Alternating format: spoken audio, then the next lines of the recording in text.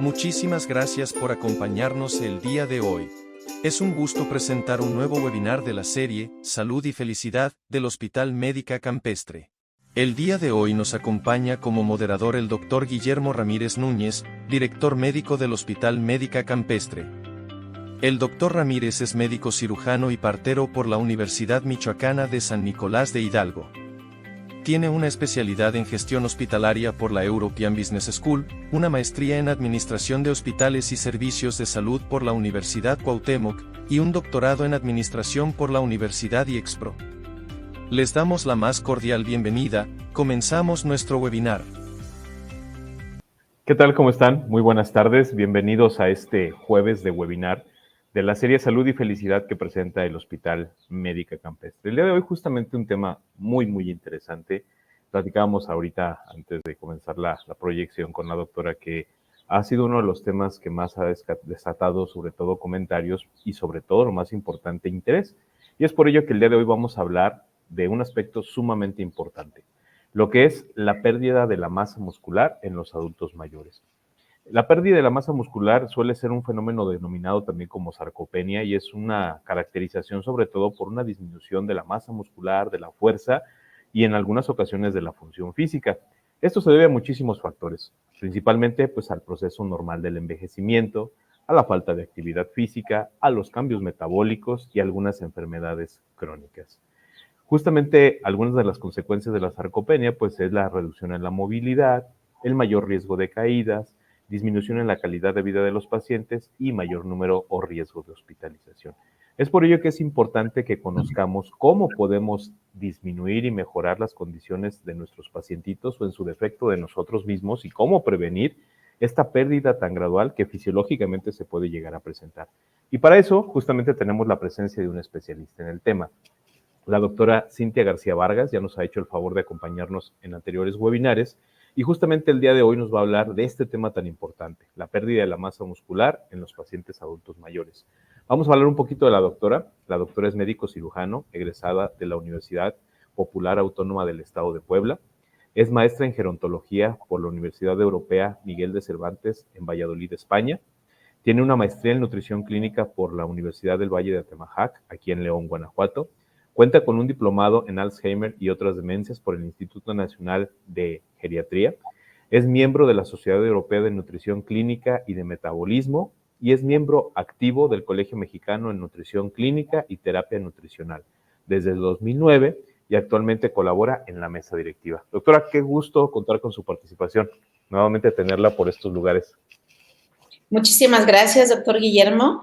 Gracias a Médica Campestre por esta invitación y pues es un gusto estar el día de hoy aquí con todos ustedes que comparten este tiempo desde sus casas. Muchas gracias, doctor. Y pues bueno, vamos a resolver las dudas que tenemos a lo largo de este tema. Claro que sí, doctor. Gracias.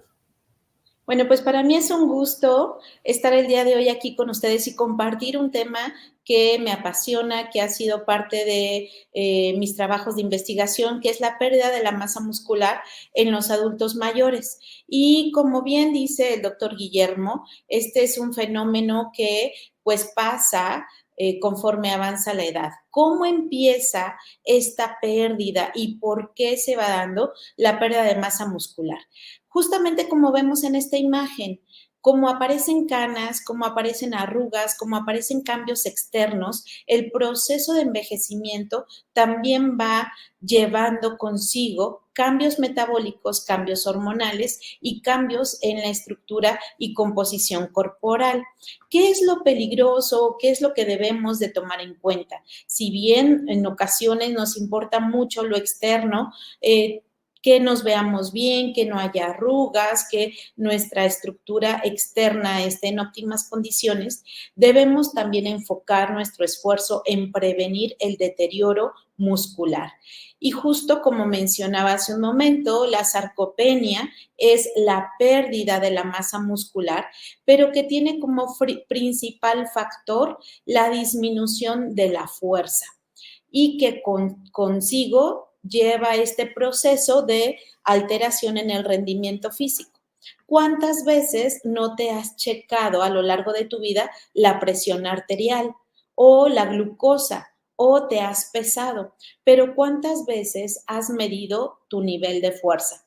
En la actualidad, un parámetro muy importante que debemos evaluar en la consulta médica nutricional es la dinamometría, el valor de fuerza de presión de agarre, que al final de cuentas es un parámetro cuantitativo que nos permite evaluar a ciencia cierta si hay pérdida o está normal la fuerza de la persona. Si bien la evaluación de la dinamometría en consulta la hacemos a nivel de mano, es muy importante también poder evaluar el rendimiento físico de nuestras piernas, porque esto nos va a permitir tener mayor grado de autonomía y de independencia. Cuando las piernas se van adelgazando por el proceso normal de envejecimiento, lleva consigo grandes riesgos como el riesgo de caer y el riesgo de fracturar. La sarcopenia, que conlleva la pérdida de la fuerza, la pérdida de la masa muscular y la alteración en el rendimiento físico, puede ser de origen primario o de origen secundario. El origen primario es el que todos vamos a tener como factor de riesgo, que es el envejecimiento. Y no es de que hasta que lleguen los 80 o hasta que llegues a los 60 cumpliste mágicamente esa edad y ya perdiste la masa muscular. Hay una pérdida y un declive después de los 30 años de edad. Algunos autores marcan que este declive va a ser en base al acúmulo de masa muscular y de densidad ósea que tú tengas en la etapa adolescente e infante. Por eso es muy importante la prevención de sarcopenia desde la etapa joven. Vamos a hablar un poquito sobre la gravedad de lo que es la sarcopenia. La sarcopenia y esta pérdida de masa muscular nos lleva a que la persona sea más propensa a caer. Si una persona cae y es adulto mayor, tiene gran riesgo de presentar complicaciones, y una de esas complicaciones más importantes y más severas, pues es justamente el riesgo de mortalidad. ¿Cómo se lleva este proceso a través del envejecimiento que termina en sarcopenia primaria? Bueno, pues primero hay cambios físicos. En la parte externa hay cambios que también nos van a llevar a tener una alteración en la composición corporal. Si tú recuerdas una caricatura en donde ubiques alguna imagen de un adulto mayor, ¿sí? Vas a recordar que normalmente se caricaturiza al adulto mayor con piernas muy delgadas, abdomen prominente y curvatura de la espalda. Esta composición corporal que va cambiando y va cambiando la fisonomía nos lleva a pensar que lo que se pierde es masa muscular, pero también hay un acúmulo de masa grasa y hay una alteración en el acúmulo de líquidos. La masa muscular, al ser un tejido vivo, es un tejido que necesita consumo calórico constante y necesita nutrientes, a diferencia del tejido graso o el tejido adiposo, que es un tejido de reserva. Por eso, cuando pierdes masa muscular, también disminuye tu requerimiento calórico. Ya no ocupas tantas calorías para mantenerte vivo. Todos estos cambios no solamente son en base a la musculatura y a la grasa, sino hay una respuesta inmunológica y procesos inflamatorios relacionados que se perpetúan a lo largo de la edad y que se vuelven crónicos. Estos cambios van a originar que genere un deterioro y tenga una consecuencia crónica, que como tal es la pérdida de la independencia y de la autonomía, que la persona pierda la capacidad para decidir por él mismo y para moverse y realizar sus actividades físicas por sí solo. Esta etapa adulto mayor en la cual las personas tienen que vivir en plenitud con una salud óptima, ¿por qué es importante valorar la sarcopenia? Bueno, pues las estadísticas que te planteo en esta diapositiva nos hablan de la frecuencia y la gravedad de la pérdida de la masa muscular. De 4 adultos mayores, 1 se va a caer, ¿sí? Según estadísticas de Estados Unidos, al año, 32,000 muertes secundarias a caídas, y los departamentos de emergencia llevan a la atención de más de 3 millones de adultos mayores con lesiones secundarias a caídas cada año. Estas caídas tienen como consecuencia que haya lesiones severas como fractura de cadera o traumatismos cráneoencefálicos severos. Las caídas son la segunda causa principal de muerte por lesiones en el mundo y representan más de 684,000 muertes por año. Las caídas en los adultos mayores no solamente conllevan este riesgo de fractura, sino mayor riesgo de déficit, de debilidad, de alteraciones en la marcha y de pérdidas en el equilibrio. ¿Por qué sucede todo esto? Ya sabemos que el proceso de envejecimiento es el punto de partida, pero realmente, ¿qué es lo que sucede? Mira, de manera normal, en el organismo tenemos las fibras musculares que cuando se lesionan por algún ejercicio, por algún esfuerzo, se reparan en automático. Hay migración de los macrófagos, que es una de las principales células que nos ayudan a generar la reparación. Estos macrófagos tipo 1 tienen una función de generar inflamación y atraer a las células fagocíticas para reparar el daño. Cuando estas alteraciones se presentan secundarias al envejecimiento, la perpetuación de los macrófagos tipo 1 no se frena. Lo normal es que estos macrófagos, cuando ya generan la atracción de las células fagocíticas y se repara el daño, haya un aumento en los factores de crecimiento de transformación beta, la interleucina 10, hay disminución del interferón gamma, hay estímulos de las citoquinas antiinflamatorias para frenar la inflamación que se está generando. Y esto migra o cambia el fenotipo o la característica de los macrófagos inflamatorios tipo 1 a macrófagos antiinflamatorios tipo 2. Pero en el proceso de envejecimiento, cuando las células están senescentes, hay esta alteración y no hay la capacidad de frenar el proceso inflamatorio. No hay ese cambio de macrófagos tipo 1 a macrófagos tipo 2, lo que genera una inflamación crónica, constante, y no se frena la fagocitosis de las células musculares, lo que conlleva que haya disminución de la masa muscular. Esto como tal se conoce como proceso de inflammaging, que es un estado inflamatorio crónico caracterizado por el proceso de envejecimiento y está asociado a varios antígenos, tanto endógenos como exógenos, y a estrés metabólico. Esta inflamación crónica, que es el inflammaging, este término que se le dio, está muy asociado al envejecimiento del sistema inmune. ¿Por qué? Porque estas células que son los macrófagos son las principales células que ayudan al proceso de inflamación secundario al sistema inmunológico. Cuando el sistema inmunológico tiene los cambios secundarios al envejecimiento, hay un aumento en los componentes bacterianos en el torrente sanguíneo, hay activación secundaria de la cascada de inflamación y la alteración de las moléculas de la respuesta inmunitaria, hay acúmulo de las células envejecidas o senescentes y hay un estado proinflamatorio que supera a nuestra propia cascada antiinflamatoria. Si bien nosotros tenemos varias moléculas antiinflamatorias como la catalasa, la superóxido dismutasa, el glutatión, que nosotros lo producimos de manera interna, la respuesta inflamatoria supera a la respuesta antiinflamatoria. Por eso es muy importante el consumo de antioxidantes, ya que este proceso de envejecimiento patológico genera deterioro físico, inmunológico, bioquímico y celular, y genera por consecuencia aumento en la morbimortalidad. Es más probable que el adulto mayor se enferme y a consecuencia del deterioro fallezca. Entonces, este cambio inmunológico no solamente se lleva a cabo a nivel muscular, sino se lleva a cabo principalmente en el intestino.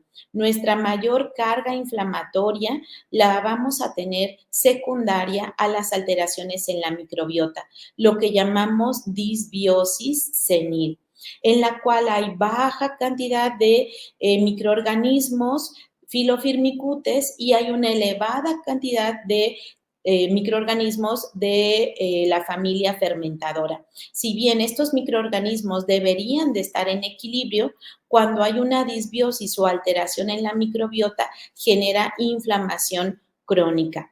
Entonces tenemos algo que se llama eje intestino-músculo. Seguramente alguna vez has escuchado el eje intestino-cerebro y te hace mucha lógica cómo funciona este eje.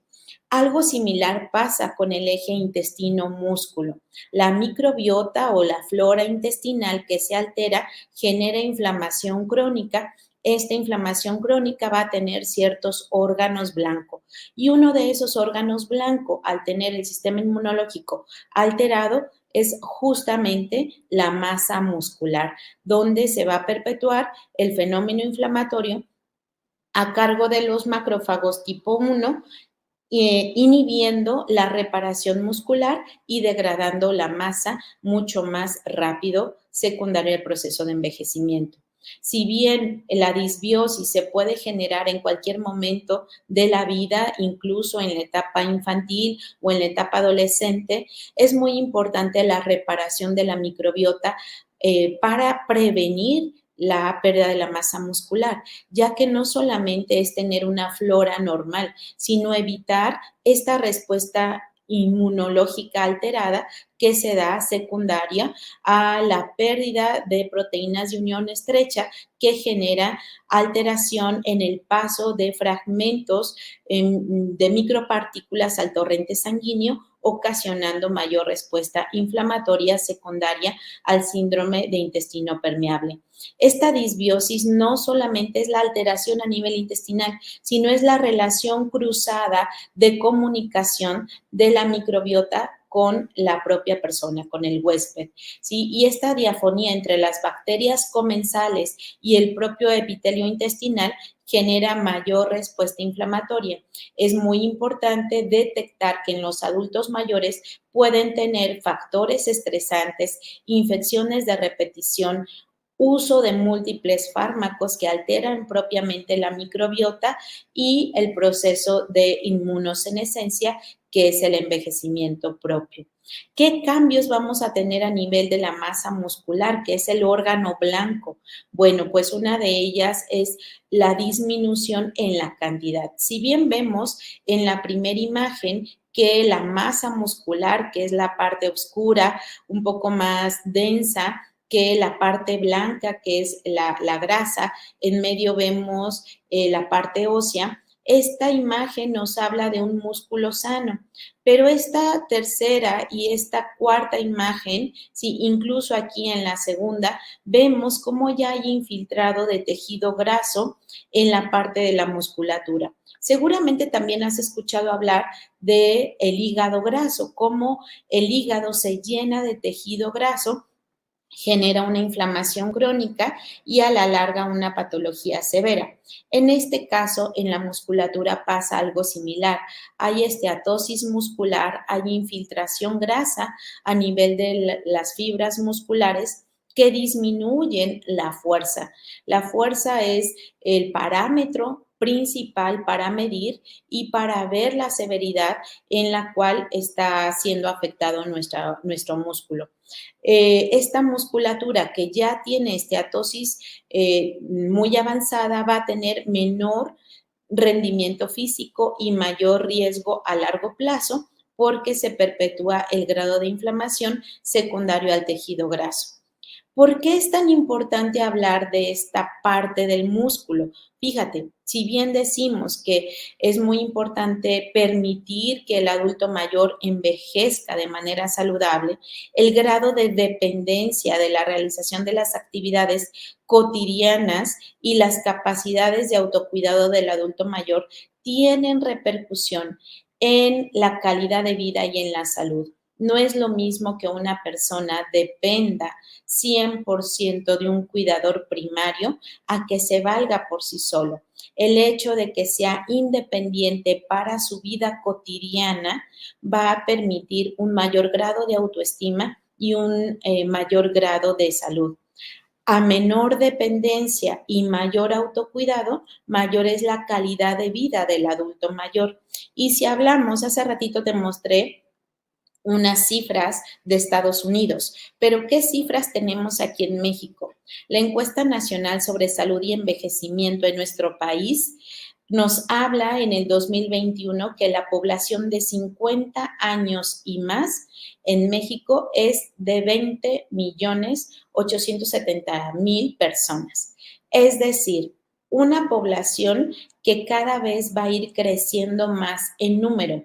Si te fijas, estamos teniendo un cambio poblacional, ¿sí? En el cual en los años 2000 todavía la mediana de edad era de 22 años, pero en la actualidad la mediana ya es más de 29 o 30 años. Si ves cada paso de los años, la pirámide se está achicando en la natalidad y se está ensanchando en el envejecimiento. Esto nos lleva a experimentar un intenso y acelerado proceso de envejecimiento poblacional y se espera para que en el año 2030 el porcentaje de población envejecida ascienda a un 14.9% y en el año 2050 será una población envejecida de casi un tercio de la población nacional. Esto es muy importante. ¿Por qué? Porque va a haber un momento en el que los adultos mayores terminen cuidando a otros adultos mayores. ¿Sí? Es muy importante ver que el desgaste y la sobrecarga de los cuidadores primarios es muy importante, pero cuando el cuidador primario es un adulto mayor, tiene mayor probabilidad de complicaciones.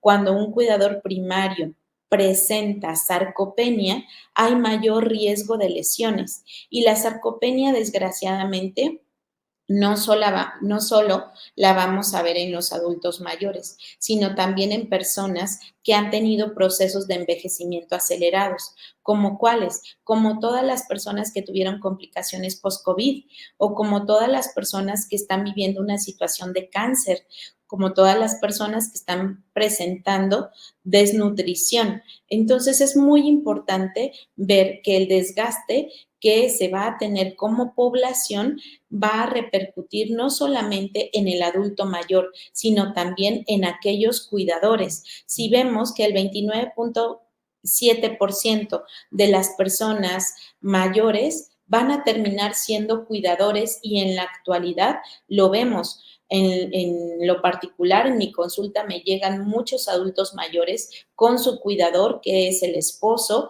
o la hermana mayor o el hijo, ¿sí? En el cual vemos a un adulto mayor de 89 que lo está cuidando un hijo de 60 o de 65 años. O la tía que fue la única que pudo quedarse en casa y cuidar al abuelo y el abuelo tiene ya 90 años. Entonces, el 81.8% de las personas que son cuidadoras son mujeres. Hay que ver también este riesgo porque la sarcopenia se puede asociar mucho a la osteoporosis y a la osteopenia en las mujeres posmenopáusicas. Es muy importante cuidar y capacitar al autocuidado de la persona adulto mayor que tiene a su cargo a una persona envejecida. El 80% de las personas que son cuidadoras no reciben una remuneración ni tampoco una capacitación para poderse cuidar y para poder cuidar al otro. Entonces, hablando de la prevención, en el momento de vida que tú te encuentres actualmente, hay que buscar envejecimiento saludable y exitoso. Ahorita te hablé de algunas complicaciones, pero te lo quiero ejemplificar. Si una persona presenta sarcopenia, pérdida de la musculatura, lo probable es que empiece a tener disminución en la capacidad para caminar o para reaccionar en sus actividades cotidianas y va a necesitar bastón. El uso de bastón va a aumentar el riesgo de caídas. Si la persona no hace nada, va a tener mayor riesgo de caídas, se va a caer y se va a fracturar.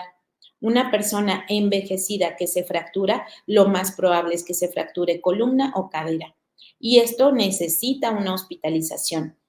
Desgraciadamente, la hospitalización va a perpetuar una situación inminente que es la desnutrición. La desnutrición y la hospitalización, sacar al adulto mayor de su estado controlado, que es su domicilio, puede ocasionar un síndrome confusional agudo, que es lo que llamamos delirium. El delirium puede ser la antesala para una demencia y la demencia va a ocasionar mayor pérdida de la independencia y de la autonomía en el adulto mayor sobrecarga en la familia y en el cuidador primario que va a perpetuar la sarcopenia. Entonces, toda esta complicación y toda esta bola de nieve que se va cada vez agravando, la podemos prevenir. Si bien te hablé de la sarcopenia primaria, la sarcopenia secundaria es cuando tenemos un proceso que la acelera, como un proceso infeccioso, una cirugía, cáncer, desnutrición, etcétera. Los pacientes renales, los pacientes oncológicos son pacientes que tienen una alta probabilidad de desarrollar sarcopenia propiamente por la situación de la enfermedad. Hay que atender de manera nutricional y fisioterapéutica en conjunto con el tratamiento oncológico y con el tratamiento renal. Estos procesos aceleran la pérdida de la masa muscular porque se disminuye la síntesis de proteína, hay mayor demanda y degradación de la musculatura, se pierde este músculo, hay una mayor respuesta inflamatoria y se generan factores de inflamación crónico, como factor de necrosis tumoral, como la insulina 1, la interleucina, ¿sí? El factor de crecimiento, de insulina tipo 1 o la interleucina. Esto como tal nos va a ocasionar que por cada porcentaje de pérdida de masa muscular tengamos una complicación. Si se pierde el 10%, vamos a tener alteración en la respuesta inmunitaria, mayor riesgo de infección. Y entonces vemos que el paciente, después de una estancia hospitalaria o después de un tratamiento oncológico, no solamente quedó más delgado, ¿sí?, sino que perdió masa muscular y se tarda más tiempo en recuperarse de las infecciones, o no cicatriza, o se presenta debilidad, o hay procesos complicados como neumonía o mayor riesgo de mortalidad dependiendo del porcentaje de pérdida de la musculatura que haya. Y muchas veces vemos la pérdida de la musculatura como esta imagen que está del lado izquierdo, pero también podemos ver pérdida de la musculatura oculta en paciente con obesidad sarcopénica. Es decir, aunque no veamos las piernas delgadas, lo más probable es que esa musculatura esté disminuida y que simplemente al adulto mayor con obesidad se le haga más difícil caminar. Aunque no lo veamos exageradamente delgado, la pérdida de masa muscular se va a dar. Entonces es muy importante saberla evaluar. ¿Cómo detectarla si yo estoy en casa, si ahorita no tengo aquí a la mano un dinamómetro? ¿Cómo saber si mi adulto mayor que yo tengo en casa ya tiene pérdida de la musculatura?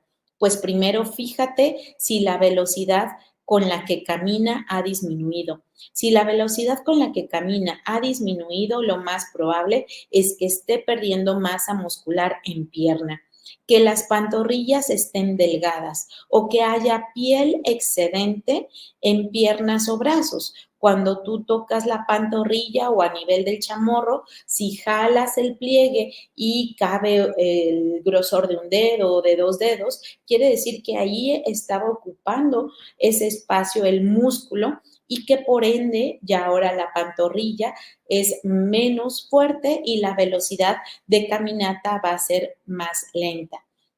Si tu adulto mayor ha presentado caídas frecuentes o si el tiempo de reacción es alargado. ¿Cómo podemos evaluar este tiempo de reacción?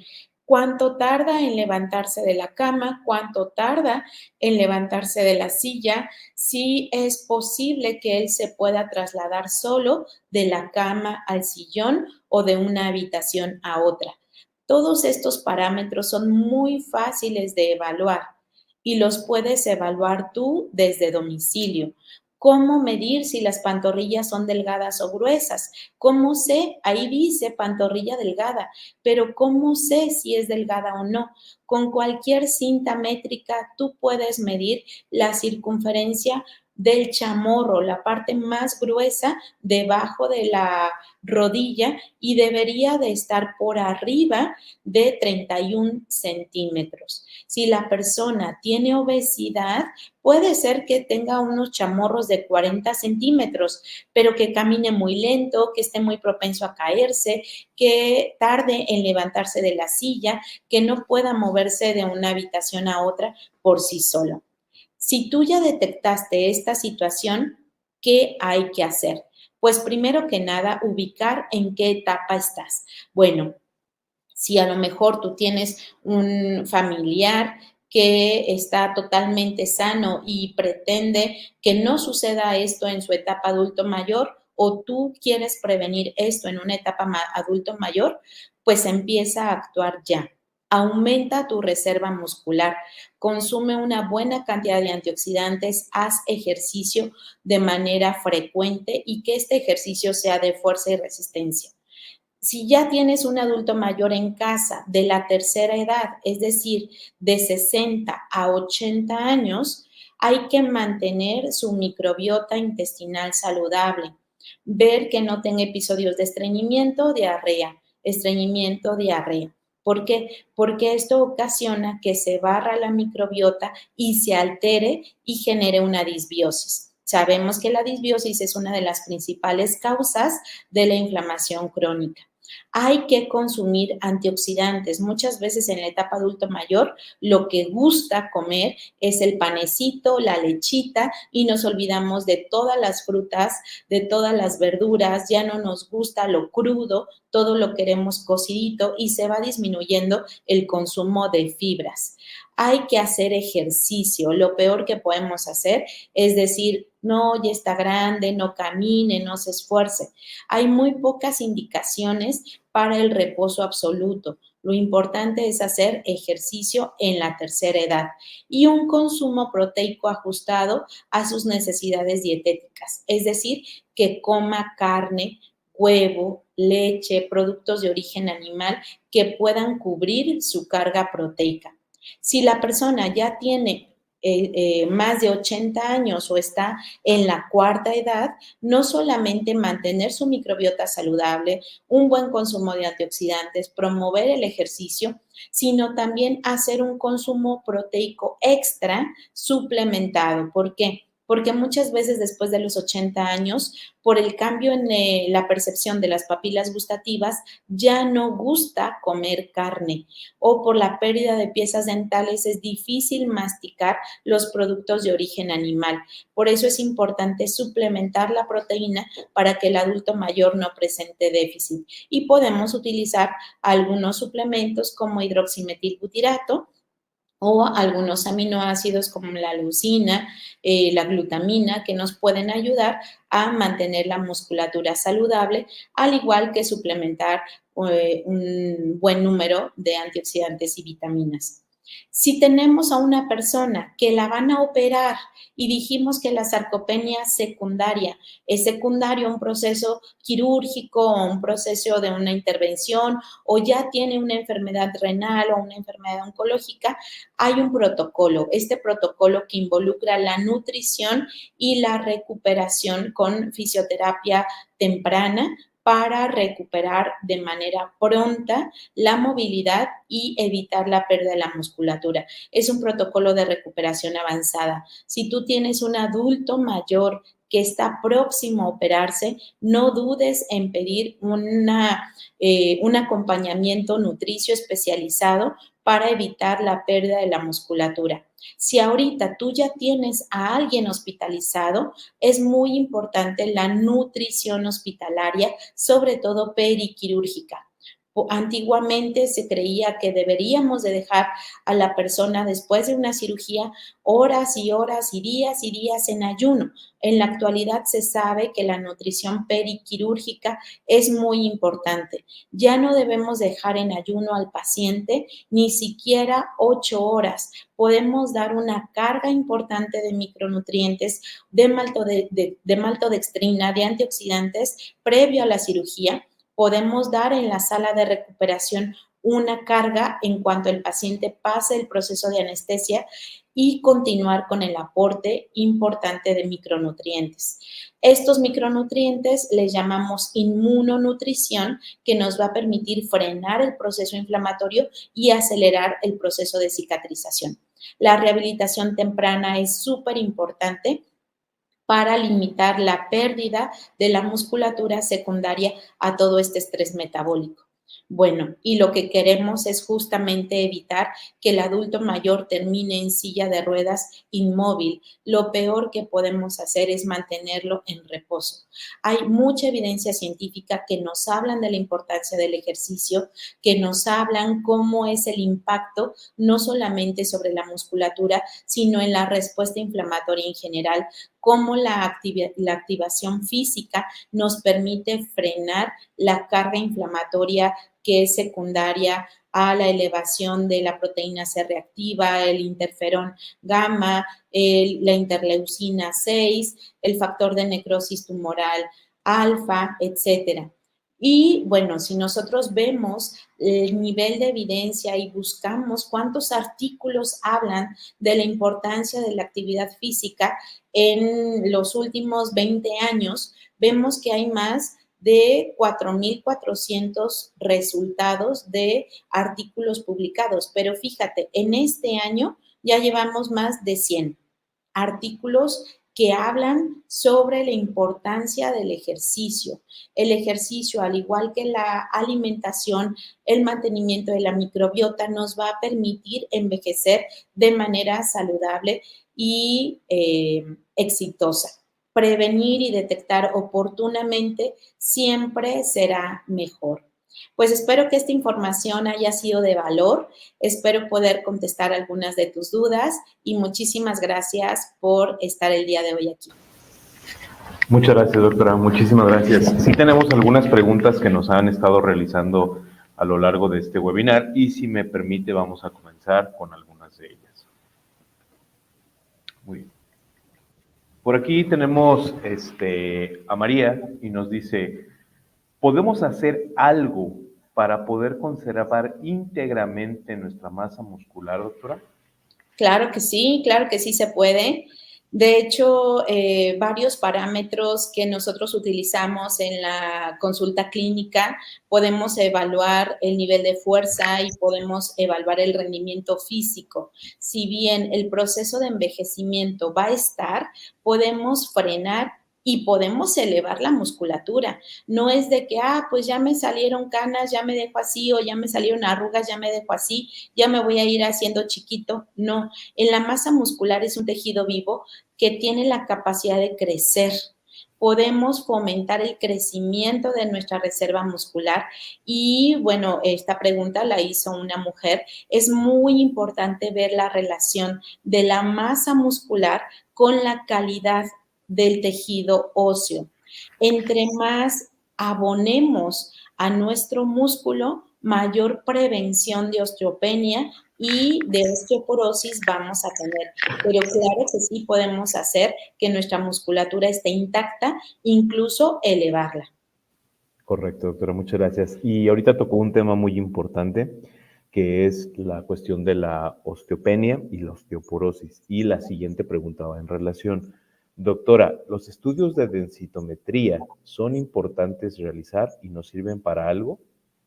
Claro que sí, los estudios de densitometría nos sirven para evaluar la calidad y cantidad de la masa ósea, para prevenir que haya una fractura por esta deficiencia. Y bueno, también hay estudios de DEXA que nos permiten evaluar la masa muscular. Es muy importante hacer este tamizaje desde la etapa posmenopáusica para valorar en qué momento es conveniente intervenir de manera farmacológica, pero podemos intervenir de manera nutricia y fisioterapéutica desde edades muy tempranas. Muchas gracias, doctora. También nos está preguntando Rosa, ¿con qué periodicidad hay que realizar la evaluación con el dinamómetro? Bueno, de manera ideal, una vez al año. En consulta, muchos nutriólogos ya están utilizando dinamometría. A los compañeros que se dedican al área nutricional los invito a que a todos sus pacientes los evalúen con dinamometría. Pero si tú eres una persona que quiere saber cómo está tu nivel de fuerza, sí es importante que evalúes dinamometría una vez al año y rendimiento físico. También evalúes porcentaje de masa muscular y porcentaje de masa grasa. Correcto, muchas gracias, doctora. Nos pregunta Lourdes, buenas tardes, doctora. Tengo 56 años y ya tengo pérdida de masa muscular. ¿Puedo hacer algo para detenerla? Mucho. Claro que sí, una intervención oportuna siempre te va a dar la certeza de que puedes mejorar tu estado de salud. Y bueno, la edad que nos compartes eres muy joven todavía, puedes hacer mucho y prevenir que este daño de la pérdida de la masa muscular esté afectando a tu nivel de fuerza y rendimiento físico y prevenir también la alteración a nivel óseo. Muchas gracias, doctora. Esta pregunta es muy interesante porque si bien la cuestión de la sarcopenia es una situación relativamente normal, también tenemos personas o conocemos personas que cuentan con algún grado de discapacidad y nos preguntan, doctora, ¿qué hacer con aquellas personas que tienen un rango de discapacidad de base y que justamente ya están en una edad con el riesgo de desarrollar sarcopenia? Claro que sí, pues sí es muy importante evaluar el tipo de discapacidad. Si esta discapacidad afecta la movilidad o es una discapacidad intelectual, sí es muy importante evaluar qué tipo de discapacidad, qué plan de intervención se puede ejecutar y hasta dónde podemos revertir el proceso de sarcopenia simplemente con los cambios nutricionales, con la fisioterapia o hay necesidad de hacer una intervención ya farmacológica o incluso suplementar algún tipo de hormonales. Perfecto, doctora. Nos han marcado mucho las cuestiones de marketing, doctora, de ventas, productos, tanto de embellecimiento, cuestiones para antiedad, aminoácidos, oligoelementos, vitaminas, minerales, proteína, etc, etc, etc, etc, etc. Nos preguntan, ¿qué tan importante es el consumo de multivitamínicos como un suplemento o medida adicional al manejo? Bueno, en lo particular, el manejo de la nutrición en la actualidad, debemos entender que el ritmo de vida que llevamos no nos permite en muchas ocasiones comer diario de todos los tipos de alimento y de la variedad que deberíamos de tener. También debemos entender que la calidad de los suelos, la modificación de las semillas para que sean resistentes a pues estos grados de sequías, a las heladas, para que el producto quede más tiempo sin perecer en un anaquel, ha llevado a que la calidad de los nutrientes en los alimentos disminuya. En un mundo ideal, pues todos deberíamos de comer de todos los colores de las frutas, de todos los colores de las verduras, comer pescado frecuente, huevos orgánicos, leche de vaca de libre pastoreo, pero realmente la modificación de los productos que encontramos en los supermercados o en los mercados actuales no nos garantiza que estemos consumiendo la calidad de micronutrientes y la cantidad. Vemos que una situación catastrófica como COVID nos abrió los ojos a la mayoría y todo el mundo nos queríamos suplementar ante COVID porque veíamos la urgencia del consumo de zinc, de selenio, de vitamina D. ¿Por qué esperar a que algo como COVID se vuelva a presentar para tener nuestro cuerpo en óptimas condiciones? La mayoría de mis pacientes les recomiendo en base a los estudios epigenéticos, polimorfismos genéticos, a la evaluación clínica, a la evaluación bioquímica, qué tipo de suplementación en específico deben tomar, porque también hay que hay que centrarnos en la realidad que el marketing ahorita nos bombardea y todo el mundo quiere tomar magnesio, todo el mundo quiere tomar cúrcuma, todo el mundo quiere consumir antioxidantes a dosis tope. Tenemos varias estrategias para la evaluación científica para dar óptima nutrición en cuestión de micronutrientes. Aquí en León, gracias a toda la investigación que se ha hecho alrededor de médica campestre, tenemos pruebas de óptima calidad para saber realmente si tú cuentas con algún polimorfismo que te hace predisponer a cierta deficiencia de micronutrientes. Entonces, yo sí recomiendo una suplementación, pero una suplementación basada en la evaluación clínica y en la evaluación bioquímica. Muchas gracias, doctora. Esta pregunta justamente me llamó la atención porque nos comenta con respecto a la edad, si justamente con anterioridad, porque no se hablaba tanto de este tema. Y creo que es muy importante las medidas de prevención, doctora, y nos pregunta, cuando no hay prevención para conservar la masa muscular de joven, ¿cómo podemos solucionarlo? Ahora ya sabemos que se tiene que trabajar desde prácticamente toda la vida para poder tener una buena calidad de vida cuando seamos adultos mayores. Claro que sí, o sea, realmente prevenir es la clave.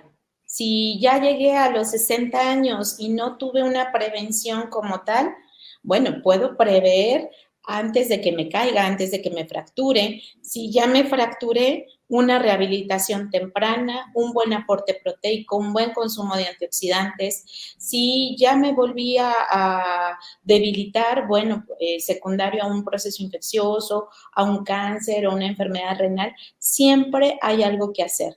Obviamente va a ser mucho mejor prever que actuar a reparar un daño. Entonces, yo lo que les recomiendo es que no veamos esto exclusivo como una situación que sin duda va a ser importante en la etapa adulto mayor, pero ponte a reflexionar desde ahorita cuándo fue la última vez que realmente te sentiste fuerte. Realmente, si ahorita te toca correr, tienes buena condición física, si te toca levantar algo pesado, realmente tu musculatura es suficiente, realmente estás haciendo el ejercicio que deberías, estás consumiendo la cantidad de verduras, de frutas, estás descansando, tu flora intestinal la sientes correcta o estás teniendo episodios de diarrea, episodios de inflamación, agruras, etcétera. Desde ahorita podemos hacer mucho. Muy bien, doctor, muchísimas gracias. Muy bien, por aquí tenemos otra pregunta. No estoy teniendo un poquito de problemas con el sistema.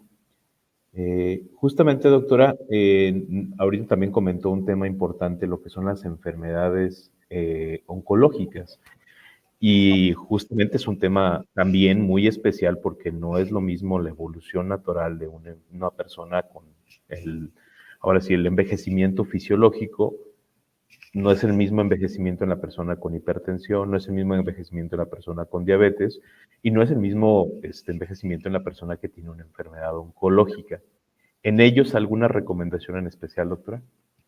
Sí, es muy importante, bueno, saber que el proceso normal de la enfermedad va a necesitar un consumo calórico mucho mayor y también un consumo proteico mayor.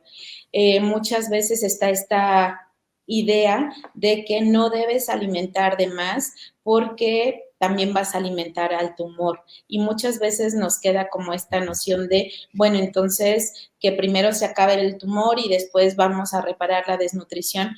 No, sí es muy importante dar un aporte proteico correcto, dar un aporte de algunos antioxidantes y algunos inmunonutrientes que se utilizan en fases separadas al consumo de los quimioterápicos o separados a la radiación.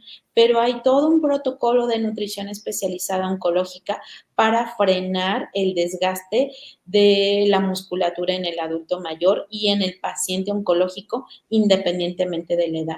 Sí es muy importante llevar una nutrición especializada, tanto en el oncológico como en el paciente renal, que sin duda en ellos dos vamos a ver un grado de sarcopenia mucho mayor. Muy bien, doctora, muchas gracias. También el tema aquí, ahorita tengo un pequeño debate con respecto al tipo de ejercicio, doctora.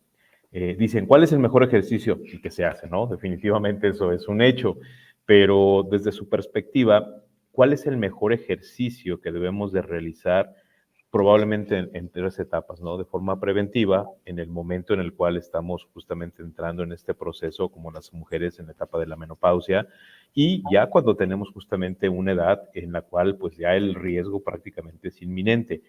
¿Es el mismo tipo de ejercicio o hay variaciones en cuanto a las dinámicas, la intensidad, la fuerza? ¿Qué nos recomienda de ejercicios? Bueno, esto es todo un tema. El ejercicio que se recomienda para crecimiento muscular es justamente ejercicio de resistencia, ejercicio de fuerza. Pero muchas personas creen que levantando muchos kilos o durando muchas horas en el gimnasio va a ser suficiente. Y no, también por eso es muy importante ver el polimorfismo que tiene la persona para saber si va a desarrollar mucha masa muscular y con qué tipo de ejercicio.